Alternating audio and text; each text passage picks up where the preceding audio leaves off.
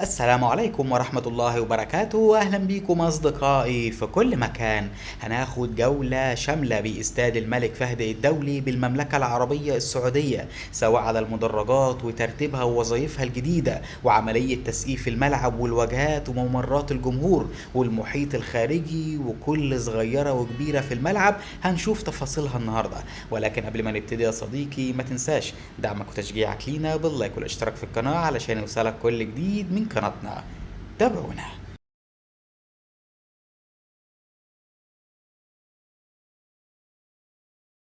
أهلا بيكم أصدقائي مرة تانية. نبتدي الأول بأهم الأعمال الجارية في محيط الملعب من الخارج والمتمثلة في أعمال الانفراستراكشر واللاندسكيب، يعني أعمال البنية التحتية والتشجير والتبليط، وبنشوفها هنا من أمام المنطقة الشرقية بعمل مواسير تصريف المياه وأيضا المناهيل الخاصة بيها، واللي بيتم تصنيعهم هنا من خرسانة البريكاست أو الخرسانة الجاهزة من أجل سرعة الأعمال والعمر الافتراضي الأطول.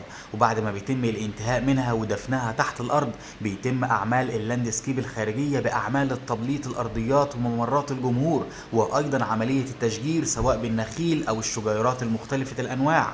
واعمال البنيه التحتيه هنا مش بتكون خاصه بالملعب فقط، ولكن بتكون ايضا شامله اعمال المنطقه الترفيهيه الخارجيه وكل المباني المحيطه الخدميه للملعب. ومن اهم الاعمال ايضا اللي بتتم ومن امام المنطقه الجنوبيه وهو زراعه العشب الخاص بارضيه الملعب الرئيسيه في الخارج، ودي من اهم الحاجات اللي عملتها السعوديه، لانك بتزرع في نفس طبيعه التربه وفي نفس المناخ، يعني هتاخدها من هنا وتكون جاهزة للوضع مباشرة على الأرضية الرئيسية. في بعض الدول بتستورد العشب دوت من الخارج، وفي بعض الأوقات بيكون غير موفق لأنه بيكون موضوع في تربة غير التربة الخاصة بالأرضية ومناخ غير المناخ الخاص بالبلد، ولكن هنا كل حاجة بتكون موفقة تماما لأنك بتزرعها في نفس الظروف. وننتقل للداخل قليلا مع الحزام الخرساني المحيط بوعاء الملعب نفسه، واللي هيكون من الأعلى هو ممشى للجمهور وسبيله للوصول للمدرجات العلوية، ومن الأسفل هيكون منطقة تجارية بيتخللها 4 مداخل رئيسية في 4 اتجاهات الملعب، يعني شمال جنوب شرق غرب، فيهم مداخل بشكل واسع علشان يحافظ على دخول وخروج الجمهور بانتظام وعدم الازدحام. وباقي المناطق هتكون مناطق ترفيهية أو مناطق تجارية.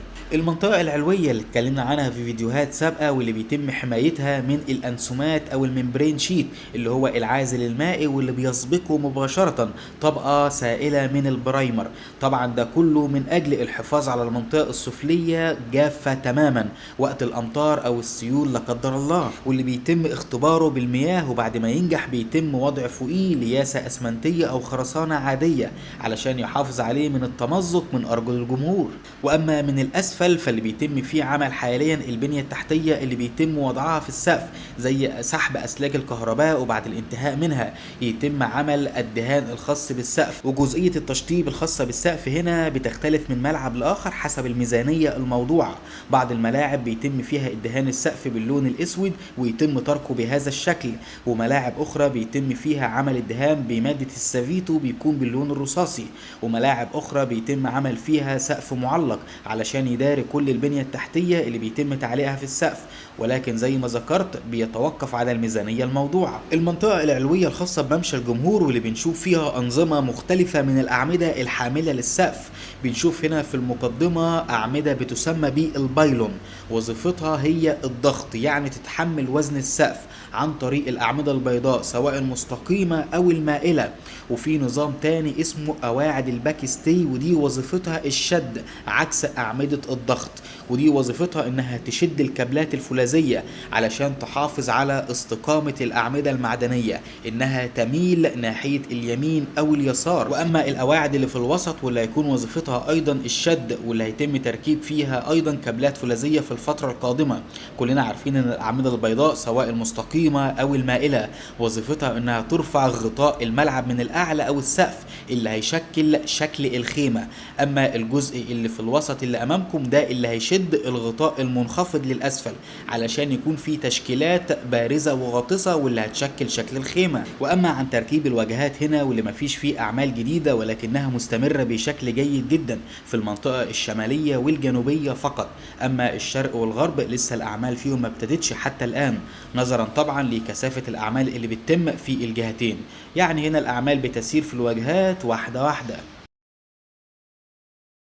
لو وصلت معايا للمرحلة دي يا صديقي وبيعجبك محتوايا ما تنساش تشجيعك لينا باللايك والاشتراك في القناة علشان يوصلك كل جديد أول بأول.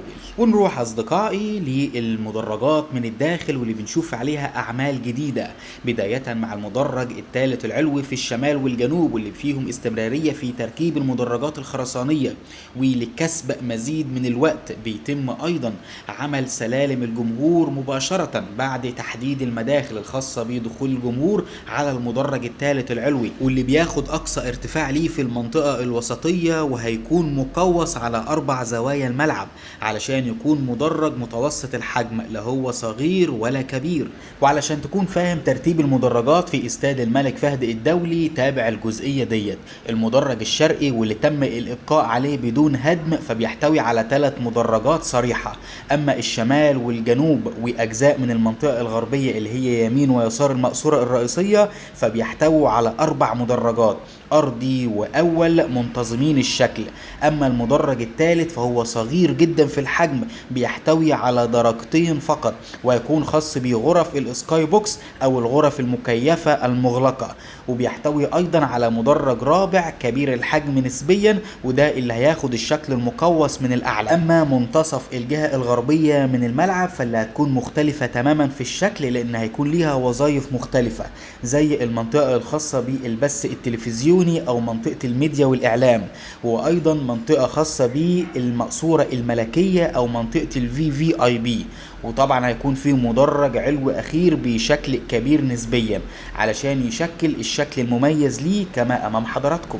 وفي بعض الأعمال والحركة الجديدة اللي بتتم على المدرج الخرساني وهو فرد الكابلات الفولاذية العمودية على الكابلات اللي كان بيتم وضعها على المنصات المؤقتة على المدرج الأرضي في محيط أرضية الملعب. وطبعا في الفترة القادمة هيتم وضع الماكينات الهيدروليكية على المدرج الثالث العلوي من أجل شد الكابلات العمودية علشان تشكل حلقة الضغط الداخلية للسقف. وايضا من ضمن الاعمال المستمرة وهو تركيب البراكت الخاص بالمقاعد واللي هيتم ايضا تركيبها في الفترة القادمة، واعتقد هيتم تركيبها بعد الانتهاء من شد الكابلات الفولاذية. تفاصيل كتير بتتم داخل وخارج استاد الملك فهد الدولي، ولكن اللي سردناه الآن هو من أهم الأعمال الجارية والمميزة في الملعب. والهنا يا صديقي تكون خلصت تفاصيلنا النهاردة مع استاد الملك فهد الدولي. ما تنساش لو بيعجبك محتوانا دعمك وتشجيعك لينا باللايك والاشتراك بالقناة علشان يوصلك كل جديد من قناتنا. شكرا لمتابعتكم والسلام عليكم ورحمة الله وبركاته.